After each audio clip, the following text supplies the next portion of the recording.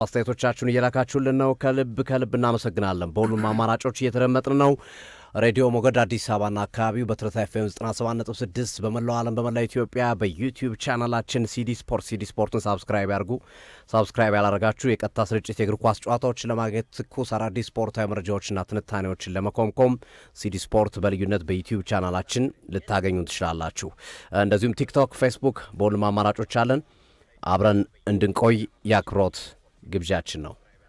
ለንደን ደርቢ የዛሬው ቀዳሚ ርዕሳችን ነው። በቶተንሃም ስፖርት ስቴዲየም ቶተንሃም ከቼልሲ ጋር የሚያደርጉት የነገ ምሽት የ2 ሰዓት ተኩል ጨዋታ በ10ኛው ሳምንት በርካቶች የሚጠብቁት ጨዋታ ነው። ቶተንሃም በሊግ ካፕ ጨዋታ ወደ ሩብ ፍጻሜ መግባት አልቻለም። በኒውካስል 2-0 ተሸንፎ ከውድድሩ ተሰናብቷል። ቼልሲ በተቃራኒው የ7 ጎል ትሪለር የ7 ጎል ድንቅ ፍልሚያ በታየበት ጨዋታ ወልቭስን በሞልኒው ስቴዲየም ከሜዳ ውጭ ሄደው በማሸነፍ ሩብ ፍጻሜውን ተቀላቅሏል። ወደ ግማሽ ፍጻሜውን መግባቱን ገና ሩብ ፍጻሜ እንደገባ ያረጋግጥ ይመስላል። ምክንያቱም የሚገጥመው በታችኛው ዲቪዚዮን የሚገኘው ካርዲፍ ሲቲን ከመሆኑ ጋር ተያይዞ በቀላሉ ግማሽ ፍጻሜ ይገባል ተብሎ የሚጠበቅ ቡድን ነው እና ከዛ አንጻር የዛሬው ጨዋታ ይጠበቃል። የነገው ጨዋታ ይጠበቃል። ይቅርታ፣ ነገ ምሽት ላይ የሚከናወን ጨዋታ ነው የሚሆነው። ቶተንሃም በዘንድሮው የውድድር ዓመት ኤቨርተን አዲስ ስቴዲየም አስገምቷል። ዘንድሮ በሂል ዲኪንሰን ስቴዲየም ነው ይህ ጨዋታ የሚገኘው እና ይሄ ስቴዲየም መጫወት ከጀመረው ወዲህ ኤቨርተን አንድም ጨዋታ አልተሸነፈም ነበር። የመጀመሪያውን የሂል ዲኪንሰን ስቴዲየም ድል ወይም ለኤቨርተኖች ሽንፈት ያስጎነጫቸው ቶተንሃም ነው። ባለፈው ሳምንት 3-0 ባሸነፈበት ጨዋታ ሚኪ ቫን ደ ቬን 2 ጎል፣ ፔፔ ሳር 1 ጎል ባስቆጠሩባቸው ጨዋታ የተመዘገቡ ውጤቶች ናቸው እና አሰልጣኝ ቶማስ ፍራንከ 5ኛ የፕሪሚየር ሊግ ድላቸውን ያሳኩበት ጨዋታ ነበር። ያ ጨዋታ ከመሪው አርሰናል ጋርም ያላቸው የነጥብ ልዩነት 5 ነው። 5ኛ ድል ከመሪው አርሰናል ጋር ያላቸው የነጥብ ልዩነት 5 ነው። በነገራችን ላይ የነገውን ጨዋታ ማሸነፍ የሚችሉ ከሆነ በደረጃ ሰንጠረዡ 2ኛ ደረጃ ድረስ መቀመጥ ይችላሉ። ቶተንሃሞች ወደ 2ኛ ደረጃ ድረስ መምጣት የሚችሉበትን እድል ማስመዝገብ ይችላሉ። በመጀመሪያዎቹ 5 ጨዋታ 1 ድል ነበር የነበራቸው። ከዛ በኋላ ግን ባለፉት 5 ጨዋታዎች ግን በተከታታይ ድል ለማስመዝገብ እየመጡበት ያለበት መንገድ በጣም ጥሩ ሆኖ እየተመለከትነው እንገኛለን። ነገር ግን ቶተንሃም በሜዳቸው ጥሩ አይደሉ። በ3 ጨዋታ 1 ነጥብ ብቻ ነው ያላቸው። እንግዲህ በዚህ ስቴዲየም ላይ ብቸኛ ያሸነፉት በርንሌይን ብቻ ነው በዚህ ውድድር ዓመት። ባለፉት 3 ተከታታይ ጨዋታዎች 1 ነጥብ ነው ያላቸው። እንደ አጠቃላይ በዚህ ውድድር ዓመት በሜዳቸው ካረጉት ጨዋታ ብቻውን ያሸነፉት ብቸኛ ቡድን በርንሌይ ነው እና ሜዳቸው ላይ ደካማ ናቸው ቶተንሃሞች። በዛ ላይ ባለ 10 አሃዝ የጉዳት ዜና ነው ያለባቸው። ባለ 2 አሃዝ ከ10 በላይ ተጫዋች ተጎድቶባቸዋል። ቢሱማ፣ ሶላንኬ፣ ታኪያ፣ ድራጉሰን፣ ኩልሲቪስኪ፣ ማዲሰን፣ ከዛ አጠራጣሪ የሆኑት እነ ሮሜሮ፣ እነ ግራይ፣ እነ ኦዶበርት፣ እነ ዱጌ፣ እነ ድራጉሰን እነዚህ ሁሉ ስንጨምራቸው ከ12 ከ13 በላይ የሚልቁ አንድ ቡድን ተጫዋች ተጎድቶባቸዋል። ግን የቡድን እነዚህ ሁሉ ተጫዋቾች ቢጎዱበትም 2 ተጫዋቾች ካልተጎዱበት በተለይ ለመካከለኛና አነስ ላሉ ቡድኖች አይቸገርም። ቫንደቬንና መሐመድ ቅዱስ ብቻ እነዚህ 2 ተጫዋቾች ወሳኝ ናቸው። ተከላካይ መስመሩ ላይ ቫንደቬን ጎል የሚያስቆጥራል። መከላከሉ ላይ ሆላንዳዊ በጣም አስደናቂ ነው። መሐመድ ቅዱስ ደግሞ በማጥቃት እንቅስቃሴው ቡድኑን በተለየ መንገድ ብዙ የጎል ዕድሎችን የሚፈጥር ተጫዋች ነው። ስለዚህ 2ቱ ወሳኝ ተጫዋቾች ናቸው። እነዚህ 12ቱም ተመልሰው 2ቱ ከሚጎዱ 12ቱም ጉዳት ላይ ቢቀመጡ ይሻላል። ወሳኝ ከመሆናቸው ጋር ተያይዘው በዘንድሮው የውድድር ዓመት ማለት ነው ውጤቶችን ይዘው የሚወጡት በእነዚህ ነው። አሰልጣኝ ቶማስ ፍራንከ በ9 ጨዋታ 5 ድል አላቸው። በነገራችን ላይ በ9 ጨዋታ 5 ድል። ፖስቴኮግሉ በ26 ጨዋታ ያላስመዘገቡትን ነው ያስመዘገቡት እና ቶተንሃም ቤት ውስጥ ግልጽ በሆነ መንገድ መሻሻል አለ፣ ለውጥ አለ። ለውጡ በቂ ነው አይደለም የሚለው ጥያቄ ሊያስነሳም ቢችልም ግን ከፖስቴኮግሉ የተሻሉ እንደሆነ ባለፉት 9 ጨዋታ አሳይቷል። በ26 ጨዋታ ያላረጉትን ፖስቴኮግሉ ቶማስ ፍራንከ በ9 ጨዋታ 5 ድል አድርገዋል። ሰሞኑን አንድ ነገር ሲናገሩ ነበር ቶማስ ፍራንከ አይደል? ከአርሰናል የቆመ ኳስ ጋር ተያይዞ ሲተቹ ነበር። አርሰናል የቆመ ኳስ ግን በጣም በአስገራሚ ሁኔታ የቶማስ ፍራንክም ጋሻ የቆመ ኳስ ነው። ባለፉት 17 የፕሪሚየር ሊግ ጨዋታ 5ቱ የቆሙ ኳሶች ጎል ናቸው። ያ ማለት ካስቆጠሯቸው ጎሎች 29%ቱ ከቆመ ኳስ የተቆጠረ ነው። ያም ከአርሰናልና ከቸልሲ ቀጥሎ ብዙ የቆመ ኳስ በፕሪሚየር ሊጉ ያስቆጠረው ቶተንሃምን ያደርገዋል። ትችቱ ከየት የመጣ ነው? ግን ምንድን ነው የሰጠ ሚክስድ ነው። ከኦፕን ፕሌይም ጎል የሚያስቆጥር ቲም ቶተንሃም ሚክስድ ነው። አሁን አርሰናል ያው ግርምሽም ገልጾታል ባለፈው ፕሮግራሞቻችን ላይ በጣም በሎ ብሎክ የሚጫወቱ ክለቦችን በሚገጥምበት ሰዓት ይቸገራል ጎል ማስቆጠር እና ወደ ኦፕን ፕሌይ ሳይሆን ወደ ቆመ ኳስ ያዘነብላል እና የቶተንሃም ግን ስትመለከቱ ሶፊዬ በዘንድሮ ዓመት በ25-26 የእንግሊዝ ፕሪሚየር ሊግ ላይ ከኦፕን ፕሌይ 11 ጎል አስቆጥረዋል። 59 ሾቶችን አድርገዋል በ9 የፕሪሚየር ሊግ ጨዋታዎች ውስጥ። ስለዚህ ሚክስድ ነው በሚለው አስታራቂ ሀሳብ ነው። ዲፔንድ አይደሉም። ቶተንሃም ዲፔንድ አይደለም፣ ሁለቱንም የሚጠቀም ክለብ ነው። ያ ግን ዞሮ 30% የጎል አስተዋጽኦአቸው የቆመ ኳስ ነው እና ይሄ በሆነበት ሁኔታ ግን ያው የቆመ ኳስን አምርረህ መተቸት ጥያቄ የሚያስነሳ ነው። ቶማስ ፍራንክ ላይ ማለት ነው። ቼልሲ ከሜዳ ውጭ በጣም ጥሩ ቡድን ነው። ቼልሲ አሁን የሁለቱ ቡድኖች የተለያየ ነው ቼልሲ ካራክተራቸው። ቶተንሃም በሜዳው ጥሩ ያልሆነ ቡድን ነው። ቼልሲ ደግሞ ከሜዳው ውጭ ጥሩ የሆነ ነው። የሚጫወተው ከሜዳው ውጭ ነው ቼልሲ። ስለዚህ ከሰሞኑ ከነበራቸው አቋም አንጻር ቼልሲ ተጠቃሚ ይመስላል። አወይ ላይ ጥሩ ቡድን ስለሆነ ማለት ነው። 3ኛ ተከታታይ ድሉን ፍለጋ ነው ወደ ቶተንሃም ሆትስፐር ስቴዲየም የሚመጣው። ባለፈው ጨዋታ ላይ ሊያም ዴላፕ ቀይ ካርድ አይቶበታል። ከጉዳት ተመልሶ እፎይ ያልን ሲሉ አጥቂ መስመር ላይ ያለባቸውን ክፍተት ለማስተካከል ጥረት ሲያደርጉ ግን ያ ነገር መሆን አልቻለም። በነገራችን ላይ በወልቭሱ ጨዋታ ላይ ቼልሲ ታሪክ ሰርቷል።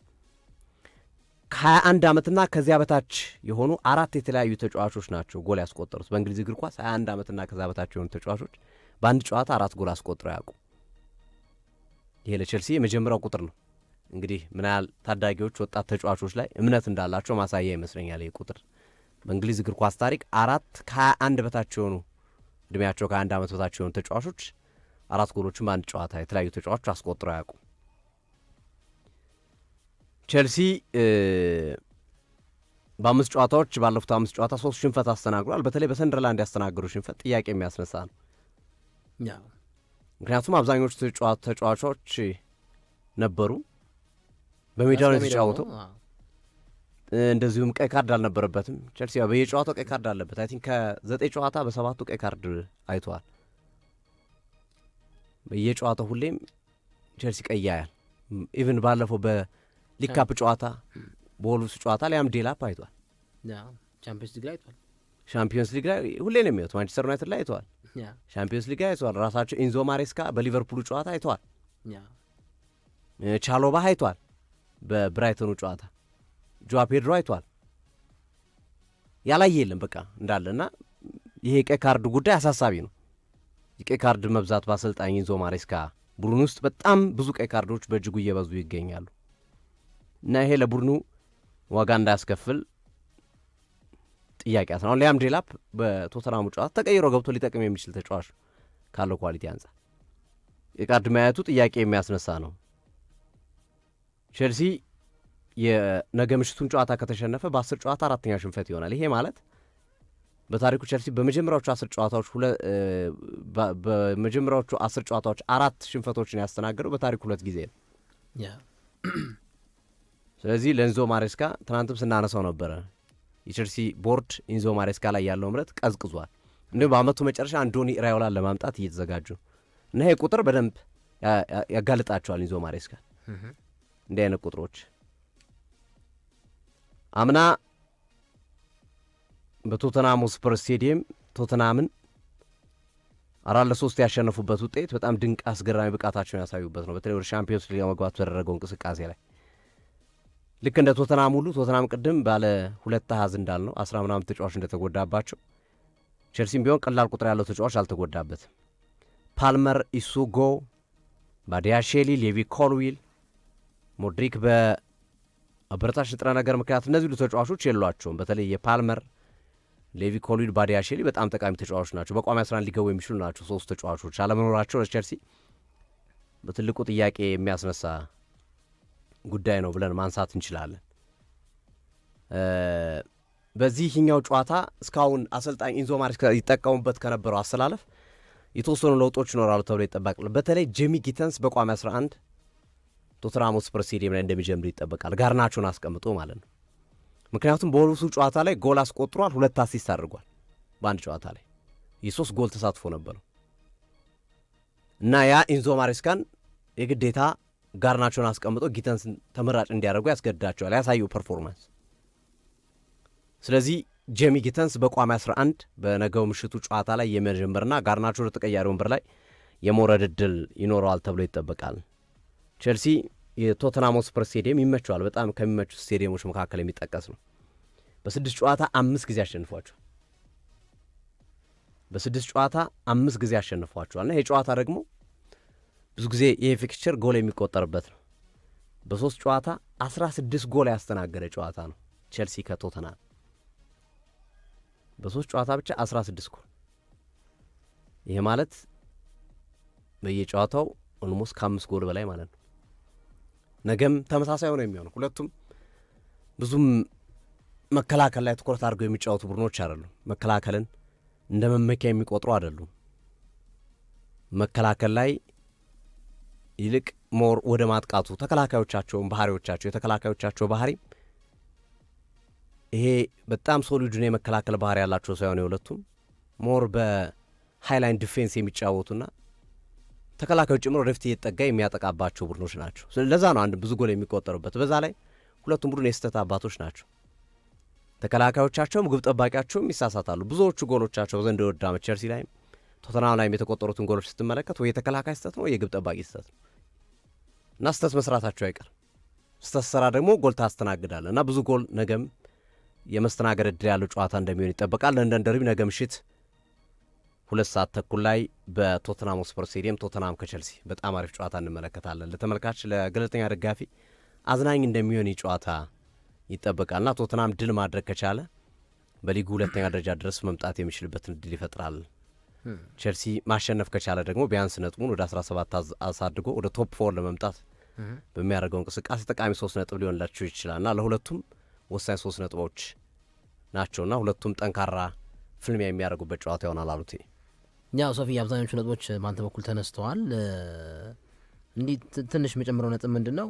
ያው ካለፈው ዓመት ጀምሮ የእንግሊዝ ፕሪሚየር ሊግ ላይ የምንመለከተው የደረጃ ኮምፓክትነስ ወይም መጠባበቅ የአማርኛ ገላጭ ቃርዱ በጣም እንትን ነው። ይሄ እርስ በርስ የተያያዘ እንደሆነ ማሳያ ነው እና አሁን 2ኛ ደረጃ ላይ የተቀመጠው የአንዶኒ ራዮላው በርንማውዝ 18 ነጥብ ነው ያለው እና 11ኛ ደረጃ ላይ የተቀመጠው ብሬንትፎርድ 13 ነጥብ ነው ያለው። የ5 ነጥብ ልዩነት ነው ያለው በመካከላቸው። ኢቨን ወደ ታች ስትወርድ ብራይተን፣ ኒውካስትል ያላቸው የነጥብ ክምችት 12 ነው እና ከ2ኛ ደረጃ ላይ ካለው ክለብ ጋር 5 ነው እና በጣም መሪው ትንሽ አርሰናል ትንሽ ራቅ አለ እንጂ በጣም ከ2ኛ ጀምሮ ያሉ ክለቦች ያላቸው የደረጃ ኮምፓክትነስ በነጥብ ጥግግሾች በጣም ያለፈውን ዓመት የእንግሊዝ ፕሪሚየር ሊግ የሚያስታውስ እንደሆነ መናገር ይቻላል።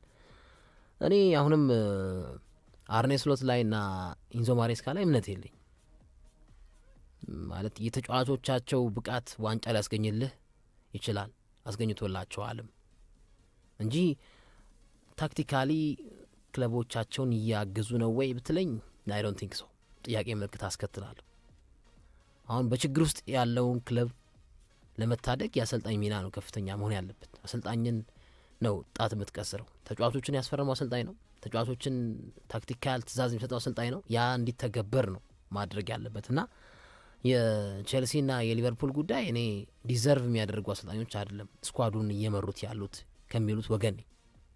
ስኬቶችን አሳክተዋል። ያ ግን ስኬቶቹ የመጣው በጋላክቲኮ ስብስቦች ነው ፕላስ በተጋጣሚ ክለቦች የአቋም መዋዠቅ ነው ብዬ አስባለሁ። የሊቨርፑልንም የአምናው የፕሪሚየር ሊግ ድልን ጨምሮ ቼልሲም በዩሮፓ ኮንፈረንስ ሊግ ያስመዘገበውን ድል ተከትሎ 4 ውስጥ የገባበት መንገድ የተጫዋቾች ውጤት ናቸው እንጂ አሰልጣኙ ከሌስተር ሲቲን የመጡት እንዲሁ ስመ ገናና አይደሉ።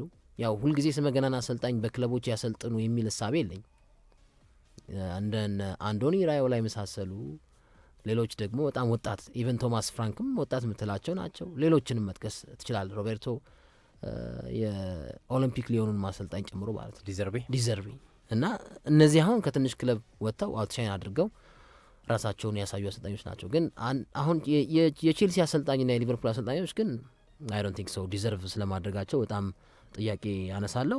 ቅድም አንተም ስታነሳው ነበር የቶትንሃም የኦፕን ፕሌይ የጨዋታ መንገድ እንዳልከው ለተጋጣሚ ጥሩ ነው። ተጋጣሚ እንዲያሸንፍ ሊረዳ ይችላል። አሁን ከፍተህ ስትጫወት በቃ ጥሩ ኳስ ትመለከታለህ። በኳስ ብልጫ የወሰደ ቡድን ያሸንፋል። ግን ሎ ብሎኩም ስትጫወት ደግሞ የሆነ በቃ ተአምራዊ እግሮችን ትፈልጋል። ከ90 ደቂቃ ሙሉ ዘግቶ የሚጫወት ክለብ ለጨዋታው ውበት አይሰጠውም። ፕላስ ደግሞ ለተጋጣሚም ቡድን ለዛኛውም ቡድን ለሚያጠቃውን ቡድን ደግሞ ፈተና ነው እና አሁን እነ ብራይተን ይዘውት የሚቀርቡት የጨዋታ መንገድ ደስ የሚል ላይን የሚማርክ ቶትናም ሆስፐርም የሚይዘው የጨዋታ መንገድ ላይን የሚማርክ ነው እና አሁን ቶማስ ፍራንክ በዚህ ክለብ ላይ እያደረጉት ያለው የጨዋታ መንገድ የሚደነቅ ነው ብዬ አስባለሁ። በፕሪሚየር ሊጉ ኦልሞስት 11 ጎሎችን አስቆጥረዋል። ከ9 ጨዋታዎች ከ59 ሾት አድርገዋል። ይሄ በኦፕን ፕሌይ ብቻ ነው።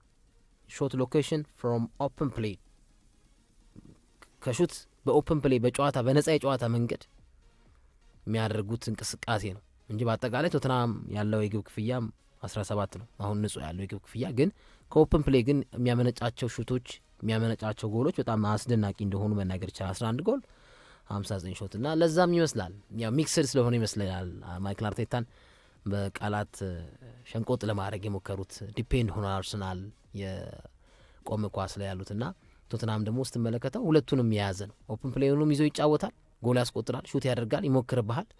በቆመ ኳስም ደግሞ ቅድም እንዳልከው ኦልሞስት ለ30% የቀረቡ ጎሎቹ የቶትናም ሆስፐር በዘንድሮ ዓመት ከሴት ፒስ ናቸው። ስለዚህ ሁለቱንም ሴት ፒስንም ኦፕን ፕሌይ የጨዋታ ሲኩዌንስንም ይዞ በመምጣት ተጋጣሚ ላይ ዶሚኔት ለማድረግ የሚሞክር ቡድን ነው እና ለዛ ይመስላል ማይክል አርቴታን ለመናገር የሞከሩት። እንዳልከው በጎሎች የታጀበ ጨዋታን ልንመለከት እንችላለን የሚል ሀሳብ ያለኝ፣ ግን አሁንም የቶትናም ሆስፐር ትንፋስ መሐመድ ቅዱስ ነው። ለእኔ ከሁሉም በላይ መሐመድ ቅዱስ ነው። መገኛዎቹ ሁሉ፣ ማጥቂያው፣ መንገዱ፣ ሲኩዌንሱ ሁሉም ጋናዊ ተጫዋች ላይ ነው።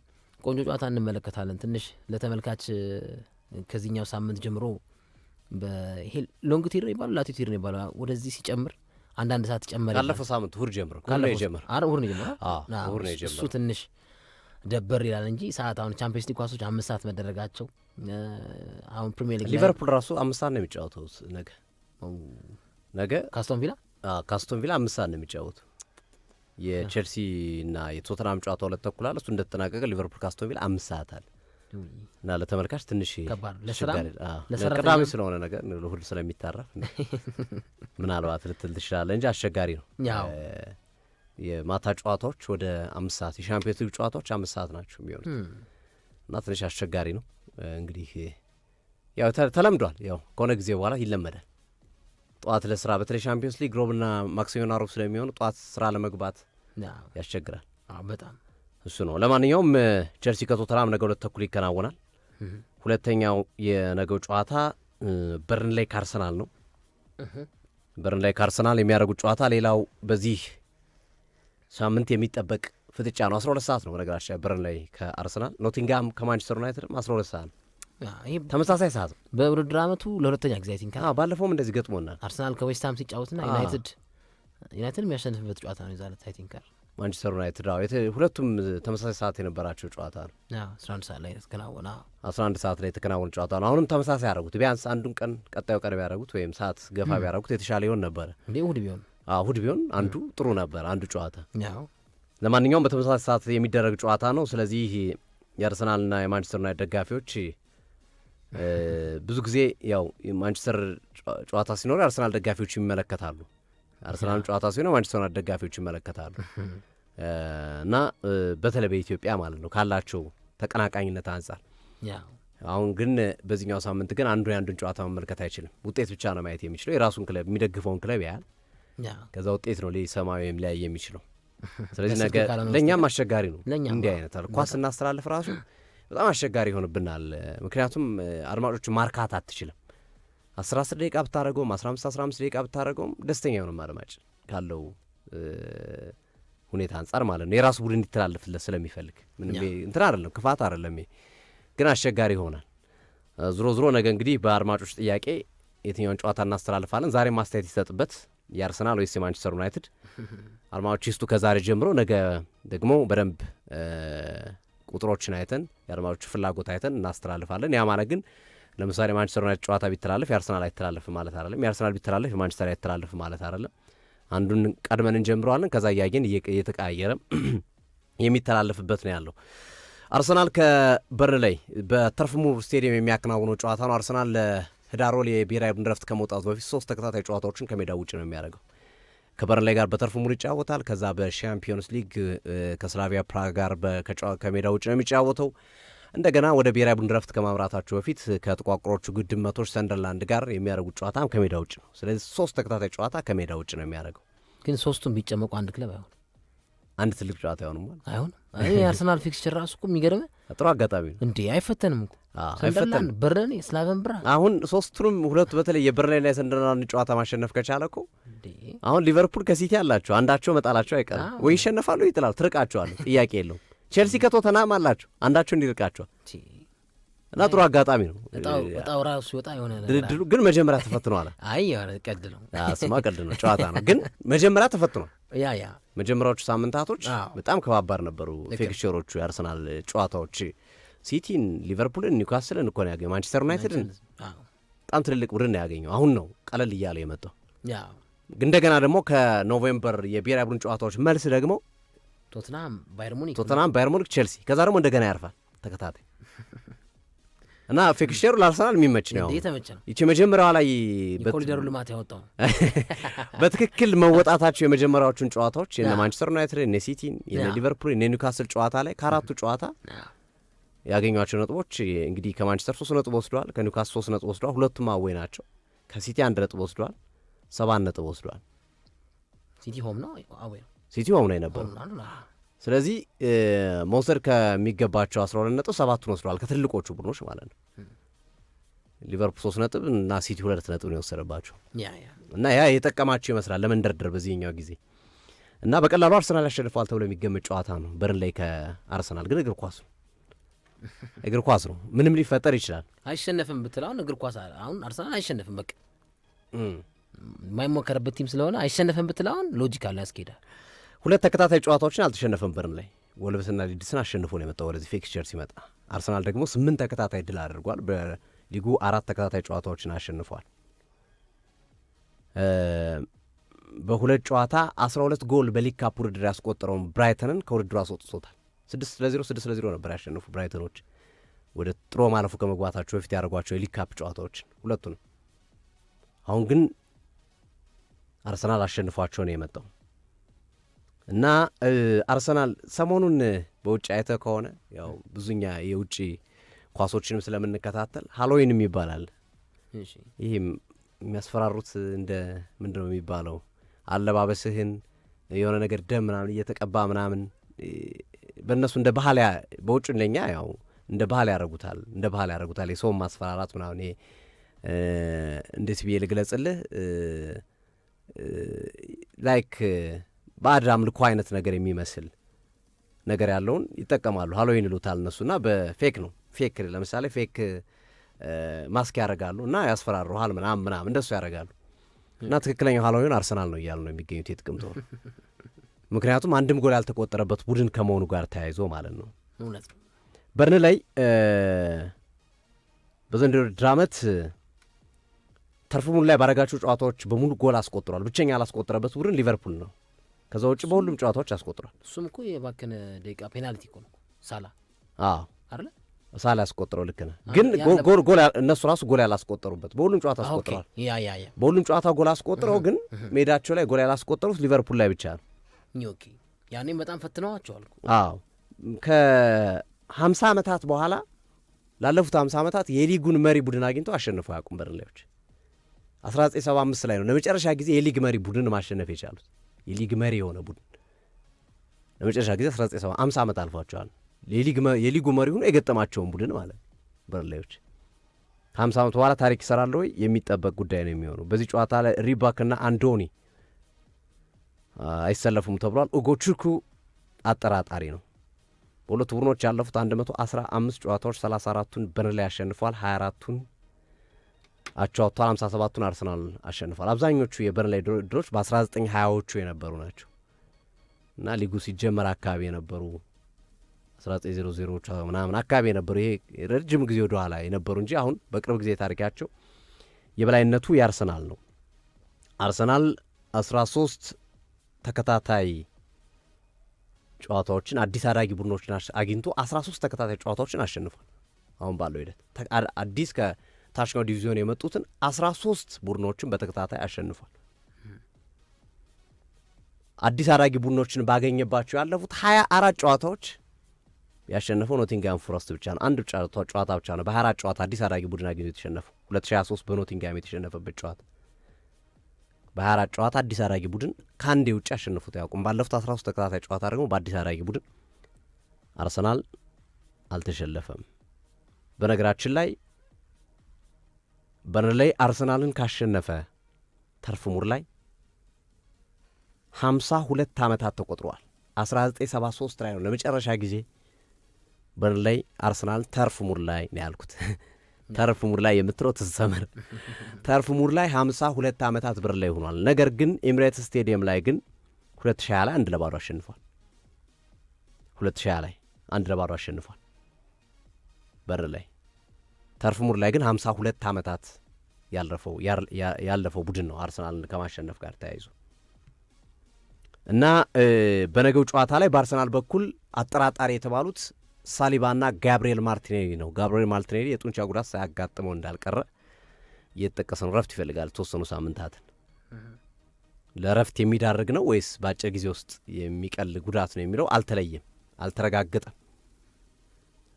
ሳሊባም እንደዚሁ ከቁርጭምጭሚት ጋር የተያያዘ ችግር አለበት። ባለፈውም ለተወሰኑ ሳምንታት ርቆ ሞስኬራ ተክቶት ነበረ። የእሱም ተመሳሳይ ነው። ግን የመድረስ እድሉ ሳሊባ በጣም ሰፊ ነው። በነገው ጨዋታ ላይ ያው ሪስክ ላለመውሰድ ምናልባት ከተጋጣሚያቸው ደካማነት አንጻር ካልተወጡ በስተቀረ ሲሪየስ ጨዋታ ቢሆን ሳሊባን ያሰልፉት ነበረ። ግን ሪስክ ላለመውሰድና ተጫዋቹ በደንብ አገግሞ እንዲመጣ ከመፈለግ አንጻር ምናልባት ተቀያሪ ወንበር ላይ አሊያም እረፍት ሊሰጡት የሚችሉበት ድል ይኖራል። በተመሳሳይ ለማርቲኔሊም ዞሮ ማርቲኔሊ ነገ ለጨዋታው ደረሰም አልደረሰም ተቀያሪ ወንበር ላይ ነው የሚቀመጠው። ትሮሳርድ ነው ቀዳሚው ተሰላፊ በነገው ጨዋታ ላይ። ሊያንድሮ ትሮሳርድ በቋሚ 11 የሚጀምር ተጫዋች ነው። በሊግ ካፕም አርፎ ነው የመጣው ሊያንድሮ ትሮሳርድ። ይህንን ታሳቢ አድርገው ነው ትሮሳርድን ያሳረፉት እንጂ ማርቲኔሊ ባይጎዳ ኑሮ በዛ ጨዋታ ላይ ወይ ማርቲኔሊን ወይ ትሮሳርድን ይጠቀሙ ነበረ።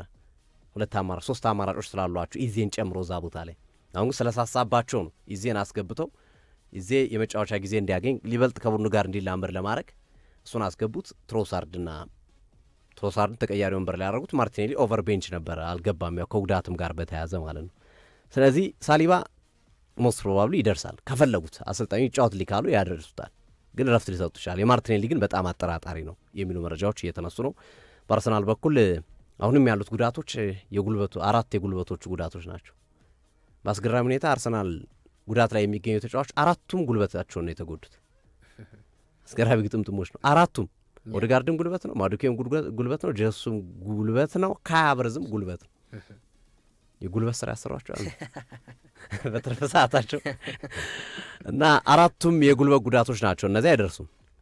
ከአራቱ ሶስቱ ግን በቀጣይ ሳምንት ሰንደርላንድን ገጥመው የብሔራዊ ቡድን ረፍት ካደረጉ በኋላ ኦዴጋርድም ካይ ሃቨርትዝም ማዱኬም 100% ይደርሳሉ። እንዲሁም ማዱኬ ለሰንደርላንዱ ጨዋታ የመድረስ እድል አለው ቀጣይ ሳምንት። ስለዚህ ቀላሎቹ ፊክስቸሮችን ከተወጡ በኋላ ወሳኝ ተጫዋቾቻቸው ይመጡላቸዋል። ይበልጥ ሌላ ተጨማሪ ጉዳት ካላስተናገረ አርሰናል ይበልጥ ጠንካራ ቡድን ይኖረዋል ከብሔራዊ ቡድን ረፍት በኋላ እና ጥቅምት ወር ለአርሰናል የተመቸ ነው። በእንግሊዝ ፕሪሚየር ሊግ ጥቅምት ወር ላይ 3 ቡድኖች ብቻ ናቸው በፕሪሚየር ሊጉ 3ቱን ፊክስቸሮቻቸውን ያሸነፉት፣ ማንቸስተር ዩናይትድ፣ አስቶን ቪላ ና አርሰናል።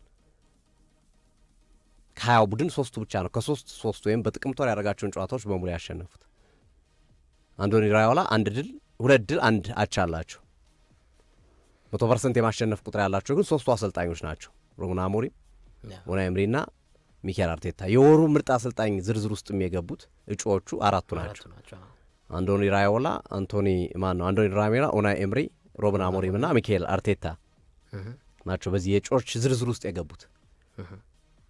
ስለዚህ የጥቅምት ወር ትናንት እንዲሁም አንድ ፕሮግራም ሰርተን ነበረ። ጥቅምትና አርሰናል የጥቅምት አበባ ሆኖ ዘንድሮ የግንቦት ሙሽራ ይሆናል የሚል አንድ ፕሮግራም ሰርተናል ትናንትምና ጥቅምት ላይ ጥሩ ተጉዟል። የግንቦት ሙሽራ ጥሩ ነው ሶፊ አይመስለኝም። የሚያዝያና የጥር ሙሽራ ያው ነው። ግንቦት ሙሽራ አለ ከጾሙ በኋላ እኮ የሙሽራ ነው። አይዘልቅም ትዳሩ ይባላል። አረ የግንቦት አረ ተው እንደ የግንቦት እንዲሁም በደንብ ይታሰራል። አሁን